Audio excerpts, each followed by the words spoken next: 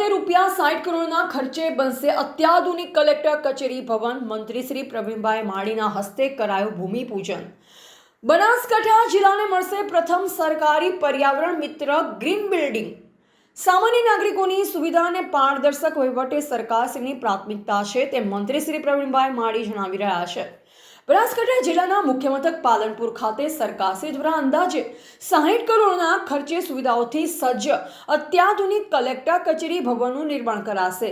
આજરોજ રાજ્યના વન અને પર્યાવરણ, વાહન વ્યવહાર તથા ક્લાઇમેટ ચેન્જ રાજ્યમંત્રી શ્રી પ્રવીણભાઈ માળીના હસ્તે નવીન બનનાર કલેક્ટર કચેરી ભવનનું ભૂમિપૂજન કરાયું હતું. અંદાજે ₹60 કરોડના ખર્ચે નિર્માણ પામનારા નૂતન ભવને આધુનિક સુવિધા અને ગ્રીન બિલ્ડિંગના માપદંડોને અનુરૂપ ડિઝાઇન કરવામાં આવી છે, જેમાં solar rooftop, rain water harvesting, recycling system, basement parking, lift, fire safety સહિતની સુવિધાનો સમાવેશ કરવામાં આવ્યો છે.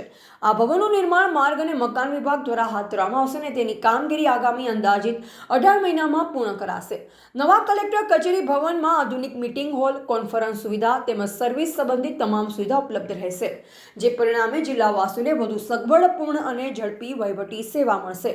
ખાસ કરી પાણી, વીજળી અને અન્ય આધુનિક સુવિધા માટે પણ સુયોગ્ય આયોજન કરવામાં આવ્યું છે, જેથી કાર્યક્ષમતા અને સુવિધા બંનેમાં વધારો થાય. આ પ્રસંગે મંત્રી શ્રી પ્રવીણભાઈ માળીએ જણાવ્યું કે રાજ્ય સરકાર સામાન્ય નાગરિકોને પોતાના વહીવટી કામોમાં સરળતા રહે તે માટે સતત પ્રયત્નશીલ છે. આધુનિકતા અને ટેકનોલોજી સાથે પર્યાવરણના સંરક્ષણને પણ સમાન મહત્વ આપીને આ ભવનનું આયોજન કરવામાં આવ્યું છે. આ સંપૂર્ણ ભવનને ગ્રીન બિલ્ડિંગ તરીકે વિકસાવવામાં આવશે, જેમાં પર્યાવરણને અનુકૂળ તમામ માપદંડોનું પાલન થશે. આ નવી કચેરીમાં દિવ્યાંગ અને દ્રષ્ટિબાધિત નાગરિકોને પણ કોઈ મુશ્કેલી ન પડે તે માટે વિશેષ સુવિધા ઉપલબ્ધ કરાવવામાં આવશે, જેથી દરેક વ્યક્તિ સરળતાથી સેવાઓનો લાભ લઈ શકે. આ કલેક્ટર કચેરી ભવન બન્યા બાદ જિલ્લાના નાગરિકોને એક સુવ્યવસ્થિત ટેકનોલોજી આધારિત અને સુલભ વહીવટી કેન્દ્ર મળશે, જેનાથી સરકારી સેવા વધુ પારદર્શક, ઝડપી અને અસરકારક બની શકશે. આ પ્રસંગે પાલનપુર ધારાસભ્ય શ્રી અનિકેતભાઈ ઠાકર, જિલ્લા કલેક્ટર શ્રી મિહિર પટેલ, જિલ્લા વિકાસ અધિકારી શ્રી MJ દવે સહિતના અધિકારીઓ અને મહાનુભાવ ઉપસ્થિત રહ્યા હતા. સામાન્ય માણસોના પોતાના વહીવટી કામો માટે સરળતા રહે તે માટે સમય પ્રમાણે આધુનિકતા, ટેકનોલોજીનો સંગમ અને પર્યાવરણને ધ્યાને રાખીને રાજ્ય સરકારે ₹60 કરોડ ખર્ચે આ બિલ્ડિંગને મંજૂરી આપી છે. આનું આજે ખાતમુહૂર્ત કરવામાં આવ્યું છે.